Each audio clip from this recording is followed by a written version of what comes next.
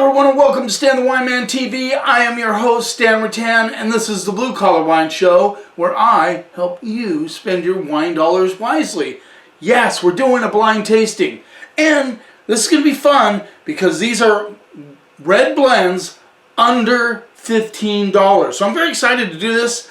I think red blends add such a dimension to the wine department. People love them. They're so easy. You have somebody who comes and say, well, I want this wine. I don't want to spend too much money. I said, what do you like? Well, I like cabs. Do you like red blends? Oh, I love them. You can find one. There are so many really, really nice red blends under $15. Right off the bat, number one.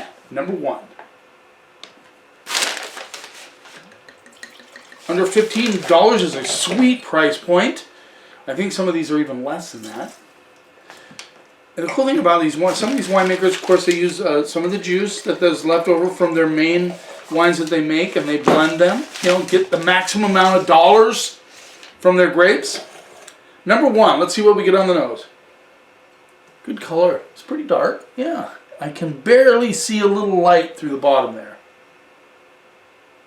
A lot of licorice on this.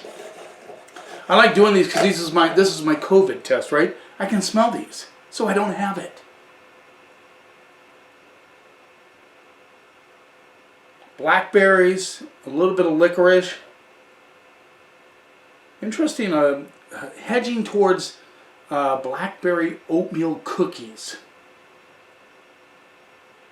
Touch of black raspberry. There you go. Let's see what we get on the palate.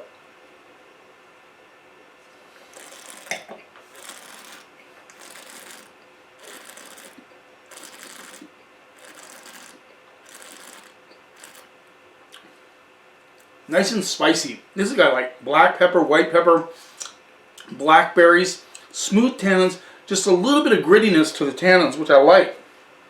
This has some good complexity going on. I get some, a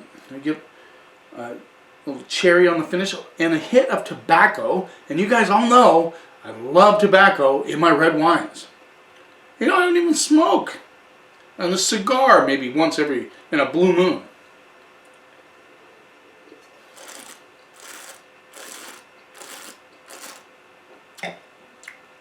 I like that tobacco. I like the complexity. It's not super complex, but it has some things going on. Cherries, currants, tobacco. Tannins are not entirely smooth. Have a little bit of attitude, which I like.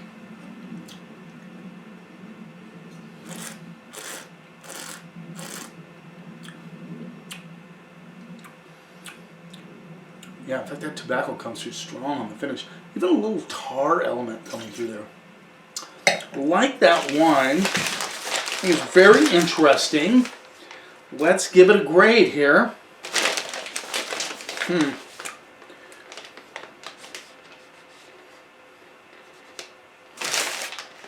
Alright. Let's move on. Number two.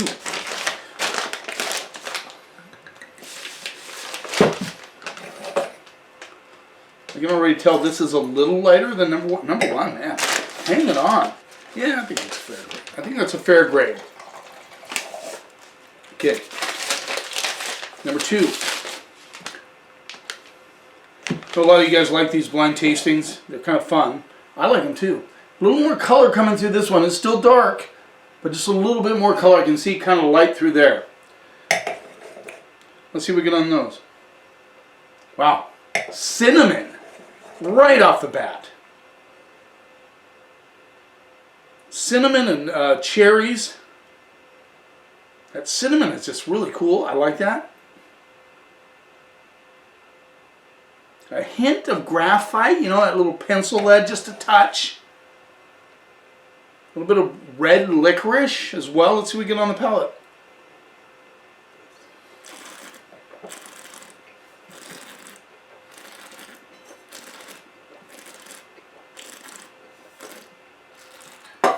Almost did it. Number one was more dark, brooding, that tobacco. This is a brighter, more tutti fruity sort of wine. Get the cherries.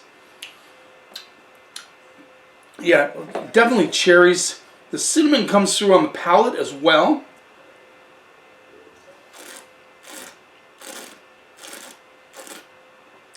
This is a happy wine. Like, you know, it's just dancing on the palate, having a good time. A little bit of fruit, a little bit of cranberry, a little bit of cherry.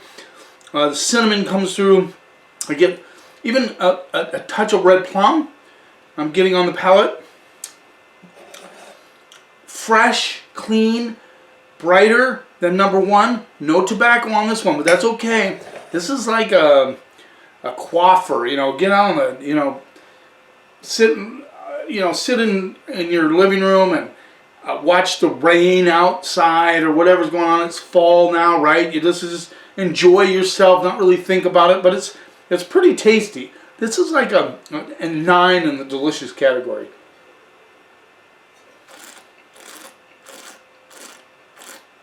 There's even a touch of blackberry. Not quite as dark, different style than number one, but I still like it. Like I said, it's a happy wine. It's dances in your mouth. It's just really good, for lack of a better term.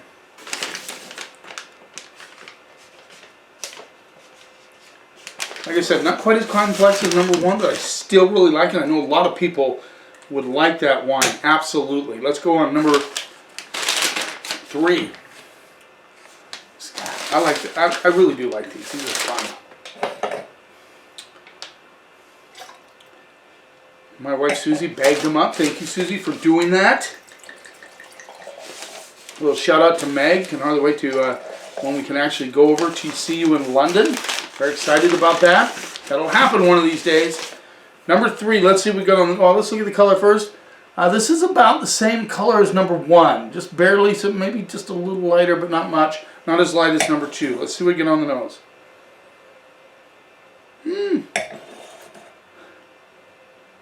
This has a little burnt match component, which is cannot always be a good thing.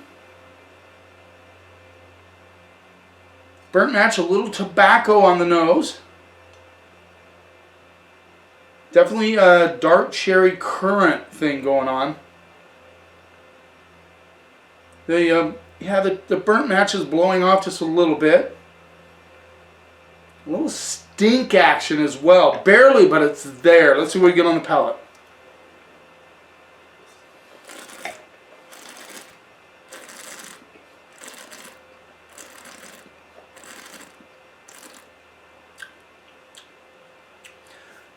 Definitely the least interesting of all these. It's just one-dimensional. You know, start to finish, nothing. Well, there's something there. I get the kind of that toastiness, that like burnt wood a little bit coming through. Where that's when the burnt match came through. There is a little bit of spice, maybe white pepper, currants and cherries, but from beginning to end, that's all you get. There's no interesting complexity there. It's just. Now, that being said, a lot of people like that. Seriously. I mean, they just don't want to think about it, and you certainly don't have to think about this wine. There's nothing wrong with it, in the sense that it's not funky, it's not weird, it's not disjointed, none of that. Just kind of boring.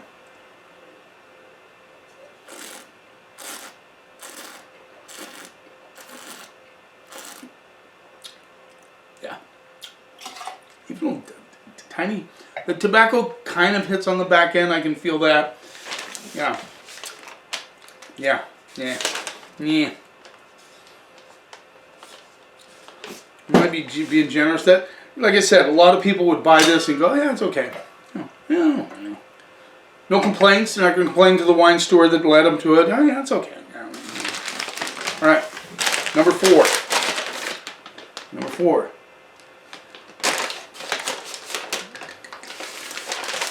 Now, I want to ask, maybe you can make it in the comments, what's your favorite red blend under $15? Do you have a favorite that you go to all the time? And a lot of people like Apothic. That's a big one. Cupcake, Red Velvet. Those are all big red blends. Menage a Trois. Do you have a favorite? Make a comment. Let me know what your favorite is. Number 4. Let's see what we get on the nose. Before I unveil these, make a comment now as you're watching. Number 4, a lot of caramel on this one. Caramel and currants. Yeah, this smells like, smacks of like fruit-forward, hedonistic. Yeah, I just can't get past the caramel and currant. It's on the nose. Yep, that's pretty much it. Show you the color on this one. This is about the same as number 1 and 3. 1 and 3. Let's see what we get on the palate. A little brown sugar even. Which, as you know, sometimes that brown sugar bothers me. I don't know why. I know a lot of people like that, but it bothers me.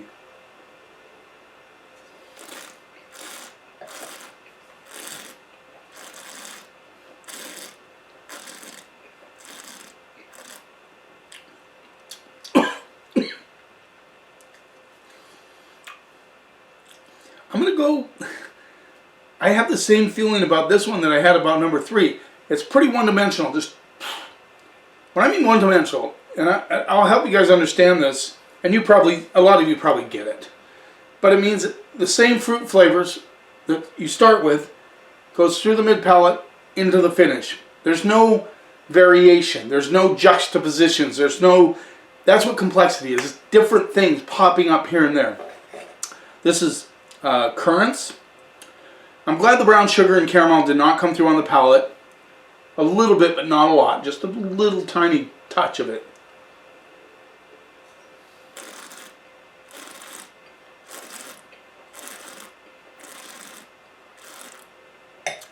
Currants, a little bit of leather. The tannins do have a little grittiness to it. I like this better than number 3. It has some tobacco on the finish. So a little more interesting. We might say close to two-dimensional on this one. Do I have to talk so loud? Not all the time.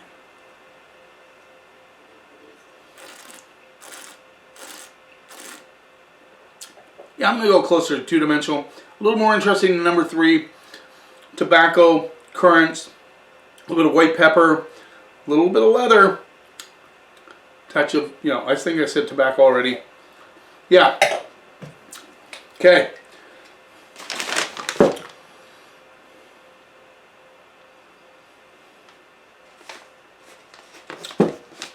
All right.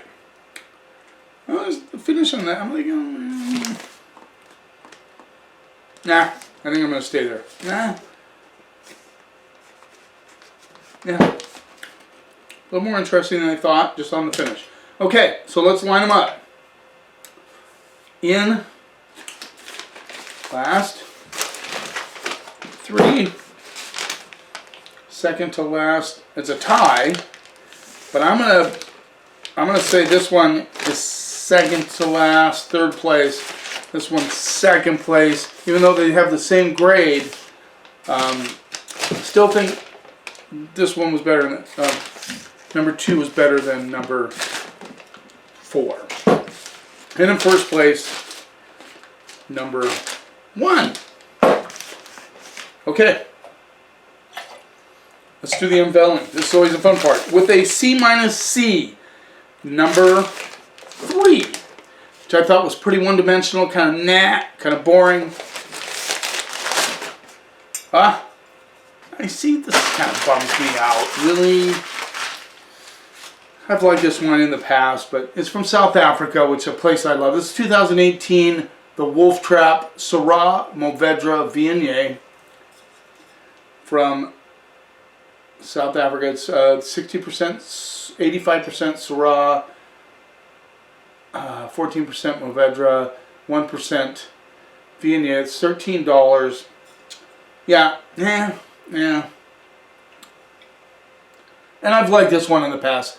This could be a vintage thing. This is 18. I think it was a 16 that I really like. So, you know, you got to give wines a break. You know, sometimes vintages do make a huge difference in the quality of the wine. And I just don't, that's a pass for me. In 3rd place, with a C+B-, same as this one, but I thought this one was a little, not quite as good as this one, but pretty close.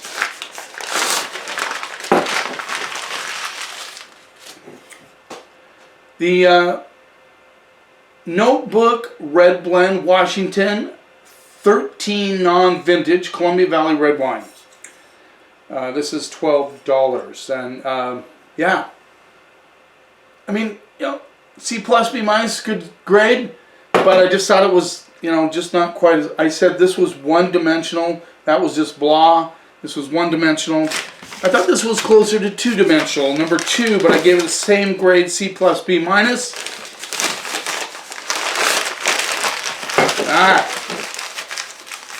This is the, must be non-vintage, or maybe it has a vintage on the back. This is the Klein 2019 Farmhouse Red. It's $11. Notebook was $12. $13, $12, $11. Interesting, you know, higher price one. Now we go to this. This is by Klein, $11.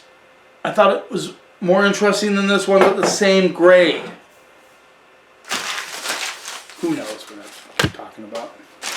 Okay, in first place, I really like this one with a B minus. What is this one? Ah! Non-vintage Roadside Cellars Red. $8. $8. Now, according to the back, it's $9, but I think it's around $8 to $9. This is the least expensive of the bunch, and I liked it the best. This had a lot of tobacco. It was darker. Remember that? There you go. Pretty cool. That's what blind tastings can do sometimes. You know, most expensive, down the line to the least expensive wine, and the least expensive was the best. That's what's cool about red blends. You can have that. It just depends on what they're blending, what the fruit is. All of that means something. Now, I will tell you that this has been a lot better in the past. I think the next vintage of Notebook, the next, I think number 14, has got big ups in the press, so I'm looking forward to trying that one in the future. Anyway, that's the way it goes. That's the way it rolls. It's a cool episode. I always love these. Thanks for taking a little time out of your day. I really appreciate it. Please, if you haven't subscribed to my channel, please subscribe to my channel. You keep watching, and I'll keep helping you spend your wine dollars wisely.